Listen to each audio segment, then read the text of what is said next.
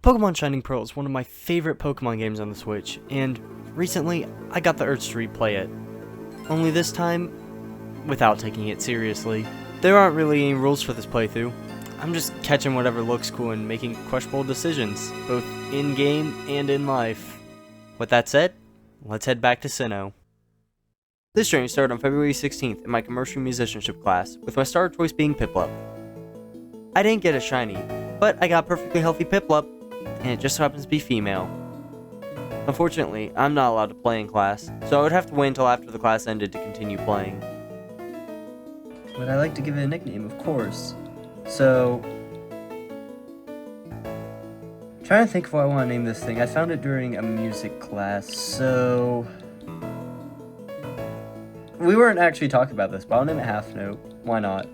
After getting home, I named my Piplup Half Note, and made my way to Jubilife City.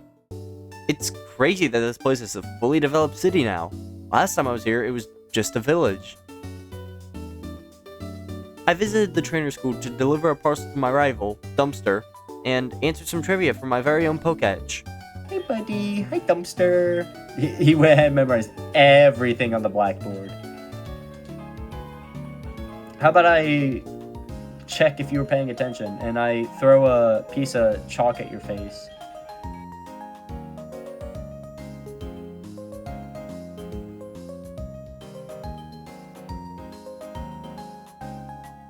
The questions were a bit tricky, and I needed to phone a friend for one of them. Hi, I'm a Poketch campaign clown. Let's roll out my question. Can Pokemon hold an item? I don't know. I need to ask an expert. Let's ask Bulbasaur. Bulbasaur, can you hold an item? Let's see. What should we give him? I think... Yeah, let's give him a pen. So here's Bulbasaur. Let's see. Can he hold the pen? Yeah? Looks like he can hold that to me.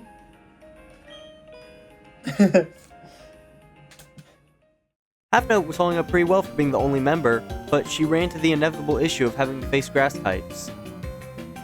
I ended up finding a Budew to join the team, and named it Not Platinum, because these are Diamond and Pearl remakes, therefore making them not Platinum.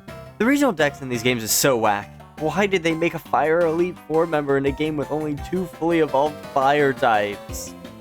The next day, while waiting for one of my classes, I made it to the first cave where I managed to catch a Geodude that I named Geology Dude because...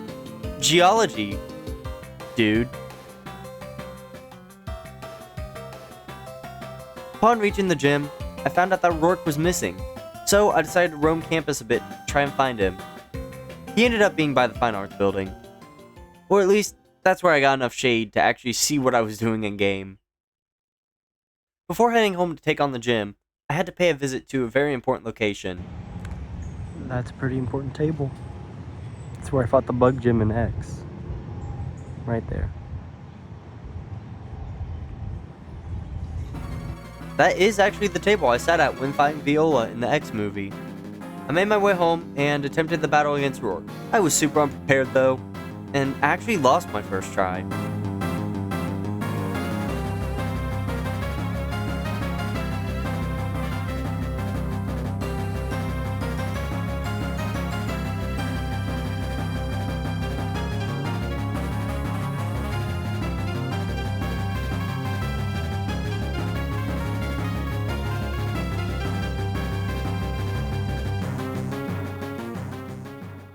That's gonna do it for part 1 of my journey. Hopefully you enjoyed the start of this wacky playthrough. Maybe next time I'll get to add some more cool Pokemon to my team and maybe even find some cool spots to record. Thanks for watching.